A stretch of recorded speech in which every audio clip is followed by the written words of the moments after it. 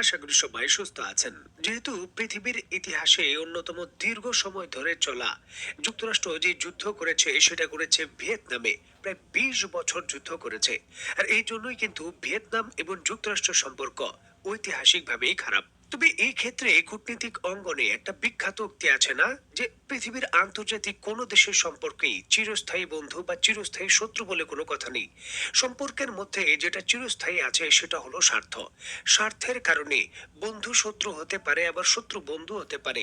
সেটা কিন্তু যুক্তরাষ্ট্র এবং ভিয়েতনামের সম্পর্কে খুব ভালোভাবেই কিন্তু পরিলক্ষিত হয়। 1975 সাল থেকে 1995 সাল, এই সময়ের মধ্যে ভিয়েতনাম এবং যুক্তরাষ্ট্রের মধ্যে কোনো সম্পর্কই ছিল না, সম্পূর্ণ ছিন্ন। তবে হঠাৎ করেই 1995 সালে যুক্তরাষ্ট্র ভিয়েতনামের সঙ্গে সম্পর্ক পুনঃস্থাপন করে এবং তাদের বাজারে ভিয়েতনামের পণ্য রপ্তানির যে জায়গা রয়েছে সেটা উন্মুক্ত করে দেয়। কিন্তু ভিয়েতনামের সঙ্গে যুক্তরাষ্ট্র এমনটা করার অন্যতম কারণ ছিল চীন। চীনের ওই সময় অর্থনৈতিকভাবে উত্থান হচ্ছিল এবং যুক্তরাষ্ট্র অনেকটা চিন্তিত ছিল যে ভবিষ্যতে এই চীনকে কি করে মোকাবেলা করবে।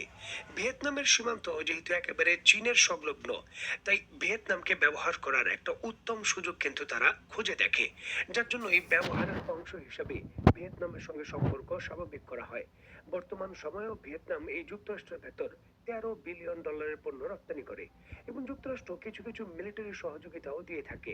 যুক্তরাষ্ট্র এবং ভিয়েতনামের সম্পর্কটা আরো শক্তিশালী হয় এবং নতুন মাত্রা পায় 2015-16 সালের দিকে, যখন চীনের অর্থনীতি বৈশ্বিকভাবে একটা শক্তিশালী উত্থান হয় এবং সামরিকভাবেও তাদের উত্থান হয়। তখন হঠাৎ করেই চীন পুরো দক্ষিণ চীন সাগর নিজেদের বলে দাবি করে, যেখানে ভিয়েতনামের কয়েকটি আইল্যান্ডও সরাসরি নিয়ন্ত্রণ নিয়ে নেয় চীন। সম্পর্কের গুরুত্ব এবং জটিলতা এই জায়গায় আমাদের বুঝতে হবে। ভিয়েতনামের মানুষ প্রচন্ড পরিমাণে চীনকে ঘৃণা করে। এর কারণ হলো তাদের জায়গা দখল করতে চায় চীন বা আগ্রাসনের কারণে, অনেকটা বাংলাদেশ এবং ভারতের সম্পর্কের মধ্যে আপনি বলতে পারেন। ভিয়েতনামের মানুষ মানসিকভাবে এই প্রস্তুতিটাও নিয়ে নিয়েছে যে তারা চীনের বিরুদ্ধে যুদ্ধ করবে যে কোনো প্রয়োজনে। যদিও অর্থনৈতিক সম্পর্কটা দুই দেশ একটা ভিন্ন জায়গায় রেখেছে, সামরিক উত্তেজনা থাকলেও হিসাব বলছে ভিয়েতনাম প্রতি বছর তার রপ্তানির সর্বোচ্চ $27 বিলিয়ন এই চীনে রপ্তানি করে। ভিয়েতনামের ভেতর বর্তমানে যত শিল্প কারখানা রয়েছে এবং বিনিয়োগ রয়েছে এর বেশিরভাগই চীনের। এত কিছু থাকার পরও সামরিকভাবে উত্তেজনার বিষয়টা তারা ব্যবসায়িকভাবে কোনোভাবে আনতে দেয়নি। তবে এই সুযোগটা সর্বোচ্চ ভাবে নেয় যুক্তরাষ্ট্র, যখন গত বছর একেবারে নজিরবিহীন ভাবে যুক্তরাষ্ট্র ভিয়েতনামকে পরমাণু প্রযুক্তি হস্তান্তরের প্রস্তাব দেয়। দেখুন, এটি ছিল গত বছরের অন্যতম বড় আলোচনার বিষয়। মধ্যপ্রাচ্যের বিভিন্ন দেশ যেমন সংযুক্ত আরব আমিরাত বা সৌদি আরব এই পরমাণু বোমা আয়ত্ত করার জন্য যুক্তরাষ্ট্রকে বিপুল অর্থ দিতে চায় এবং তারা কিন্তু বিভিন্ন সহযোগিতাও চায়। তবে যুক্তরাষ্ট্র কোনোভাবেই আগ্রহী নয়। তবে যুক্তরাষ্ট্র ভিয়েতনামকে পরমাণু অস্ত্র দিতে খুবই আগ্রহী, এমনকি নিজের পয়সা দিয়েও তাদের দিতে চায়। কারণ চীনকে মোকাবেলার জন্য বা চীনের মাথা ব্যথার জন্য ভিয়েতনামের পরমাণু অস্ত্র পাওয়া খুব একটা জটিল গেম প্ল্যান এবং বড় কৌশলগত বিজয় হবে। 2024 সালের 11ই ডিসেম্বর নিশ্চয় আপনারা দেখতে পাচ্ছেন ভিয়েতনামের সরকার প্রায় 4 গিগাওয়াট পরমাণু বিদ্যুৎ উৎপাদনের জন্য যুক্তরাষ্ট্রের সঙ্গে একটি মেগা প্রকল্পে যায়।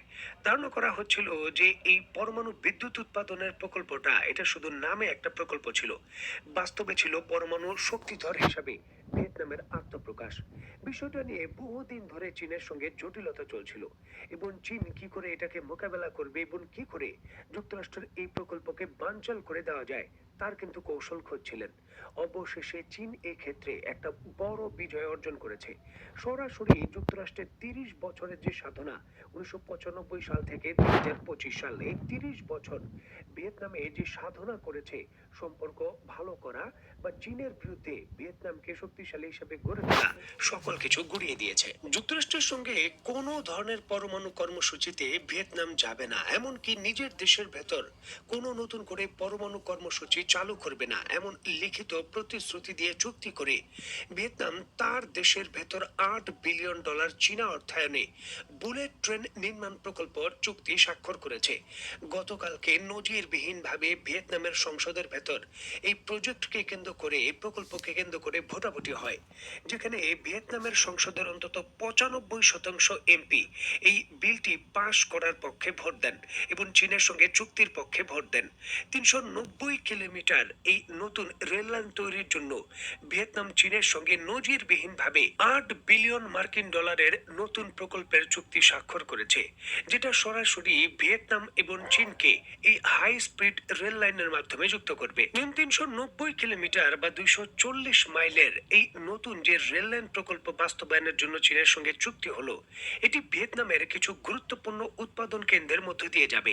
যদি আপনাদের আমি একেবারে ছোট করে বলি, তাহলে স্যামসাং, ফক্সকন এবং পেটাগন সহ বৈশ্বিকভাবে যে জায়ান্ট কোম্পানির উৎপাদন কারখানা রয়েছে ভিয়েতনামের ভেতর, সেখানে সরাসরি যুক্ত করা হবে এই নতুন রেল লাইনের মাধ্যমে।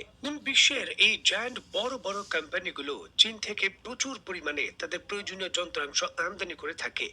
এতদিন এটা বিভিন্ন জাহাজে করে আসতো, সময় লাগতো। তবে এখন যেহেতু এই রুটটি বন্দর নগরী হাইফাং থেকে চীনের যে ইয়াং প্রদেশের সীমান্তবর্তী পাহাড়ের শহর রয়েছে লাউকাই পর্যন্ত 390 কিলোমিটার বিস্তৃত হবে, মানে এর মাধ্যমে খুব সহজেই রাজধানী হ্যানয়ের মধ্য দিয়ে এই পণ্যগুলো আনা যাবে। মানে চীনের বিক্রি এবং ভিয়েতনামের উৎপাদন দুইটাই বৃদ্ধি পাবে, যেটা বৈশ্বিকভাবে যুক্তরাষ্ট্রকে আরো তার যে বাণিজ্য যুদ্ধ রয়েছে সেটাকে আরো ক্ষতিগ্রস্ত করবে। ভিয়েতনামের টু করিডোর ওয়ান বেল্টের উদ্যোগের অংশ হিসাবে চীনের সঙ্গে সংযুক্ত দুইটি রেল লাইনের মধ্য দিয়ে যা বেইজিং এর বেল্ট অ্যান্ড রোড বৈশ্বিক যে প্রকল্প রয়েছে তার কর্মসূচির অধীনে সংযুক্ত হবে। মানে চীনের যে বেল্ট অ্যান্ড রোড ইনিশিয়েটিভ প্রকল্প রয়েছে সেটাও কিন্তু নজিরবিহীন ভাবে বুস্ট হয়ে গেল এই $8 বিলিয়ন প্রকল্পের মাধ্যমে, যেটা ভবিষ্যতে হয়তো আমরা এমনটাও দেখতে পারি বাংলাদেশের মায়ানমারের ভেতর দিয়ে সরাসরি চীনের সঙ্গে সংযুক্ত করার যে আরেকটি বড় মেগা প্রকল্প বাস্তবায়ন করতে চায় চীন, সেটাও উদ্যোগটা যে কোনো সময় বাস্তবায়ন হতে পারে। আমাদের পররাষ্ট্র উপদেষ্টা জনাব তৌহিদ আলম যখন চীন সফরে গিয়েছিলেন তখন কিন্তু চীন এই বিষয়ে আলাপ করেছে। প্রাথমিকভাবে এই প্রস্তাবগুলোর বিষয়েও বর্তমানে মায়ানমার, বাংলাদেশ এবং এই অঞ্চলে চীনের প্রভাব কিন্তু বৃদ্ধি পাচ্ছে। যুক্তরাষ্ট্রের নবনির্বাচিত প্রেসিডেন্ট যুক্তরাষ্ট্রের যে নতুন নীতি করেছে ইউএস ফার্স্ট বা যুক্তরাষ্ট্রই প্রথম, যুক্তরাষ্ট্র কি পেল সেটাই বিবেচ্য বিষয় যে নতুন নীতি করেছে, এটা কিন্তু পৃথিবীর অন্যান্য দেশ আমাদের বাংলাদেশকেও ভাবতে হবে যে আমরা কি পেলাম। যুক্তরাষ্ট্র বা অন্য দেশের সঙ্গে কার কি ব্যক্তিগত সম্পর্ক বা বাংলাদেশের ক্ষমতায় থাকার জন্য কোন দেশ সহযোগিতা করবে, ক্ষমতা থেকে উচ্ছেদের জন্য কোন দেশ সহযোগিতা করবে, সেগুলো বিবেচ্য বিষয় নয়। বিবেচ্য বিষয় হলো বাংলাদেশকে তারা কি দেবে। ভিয়েতনাম যদিও একটি কমিউনিস্ট দেশ, সেখানে গণতন্ত্র নেই, তবে সেখানকার লিডাররা তাদের দেশের স্বার্থকে সর্বোচ্চ প্রাধান্য দেয় এবং যোগ্যতা কি পরিমাণের বিবেচনা করতে হবে। চীনের সঙ্গে সার্বভৌমত্বের ইস্যুকে কেন্দ্র করে তারা এখনো মুখোমুখি রয়েছে, তারপরও চীন থেকে সর্বোচ্চটা আদায় করেছে। বিনিয়োগকারী বলেন, রপ্তানি বলেন, দুই ক্ষেত্রেই চীন এখনো কিন্তু তাদের প্রধান লক্ষ্য।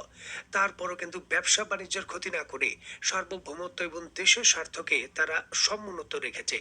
এই জিনিসগুলোই কিন্তু রাজনীতিবিদদের শিক্ষা নিতে হবে যে রাজনীতি করা খুবই সম্মানজনক একটা বিষয়, খুবই সম্মানিত একটা বিষয়। আল্লাহ পাক যাকে নেতা বানান সম্মান দিয়েই কিন্তু বানান। যে যতই কথা বলুক, নেতৃত্ব দানের যে সুযোগ সেটা আল্লাহ পাকের পক্ষ থেকে আসে। সুতরাং আল্লাহ পাক যেহেতু সুযোগ দিয়েছে, এমন কিছু করে দেখানো উচিত দেশের মানুষের জন্য, যাতে ওই ব্যক্তি মারা যাওয়ার পর 200 বছর বা 300 বছর পরও ওই ব্যক্তিকে শ্রদ্ধার সাথে বাংলাদেশের মানুষ স্মরণ করে। এগুলো কিন্তু রাজনীতিবিদদের করে যাওয়া উচিত। তো বন্ধুরা, আজকের মতো বিদায়। নতুন কোনো ভিডিও নিয়ে আবার দেখা হবে। সেই পর্যন্ত সবাই ভালো থাকবেন, সুস্থ থাকবেন এবং বাংলাদেশকে ভালোবাসবেন।